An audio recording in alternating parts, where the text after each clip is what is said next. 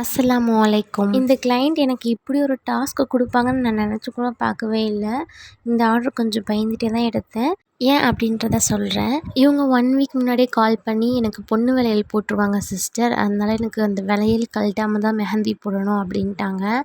எப்படி சிக்கிரிக்கம் பாத்தியாப்பா? அவங்க அப்படி சொன்னோனே எனக்கு இந்த டயலாக் தான் ஞாபகம் வந்துச்சு. ஸோ அதுக்கப்புறமா ஆர்டர் எடுக்கலாமா வேணாமா அப்படின்னு யோசிச்சுட்டே இருந்தேன். சரி பார்த்துக்கலாம் அப்படின்னு சொல்லிட்டு அங்கே பிரைடோட வீட்டுக்குமே ரீச் ஆயாச்சு. ரீச் ஆகிட்டு அவங்கக்கிட்ட கொஞ்சம் எக்ஸ்பிளைன் பண்ணேன். இந்த மாதிரி வளையல் போட்டிருந்தீங்கன்னா உங்களுக்கு எல்லாமே ஸ்பெட்ஜ் ஆயிரும். அதனால போட முடியாது அப்படின்னு சொல்லிட்டு அவங்கள எக்ஸ்பிளைன் பண்ணேன். அவங்களுமே வந்து ஸ்வீட்டாக அழகாக புரிஞ்சுட்டு பேங்கிளுமே கழட்டிட்டாங்க.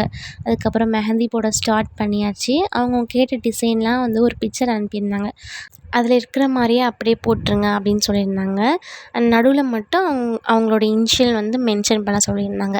ஸோ அவங்க கேட்ட மாதிரியே ஃபுல் ஹேண்டு போட்டு முடிச்சுட்டு பேக் ஹேண்டுமே போட்டு முடிச்சுட்டேன்.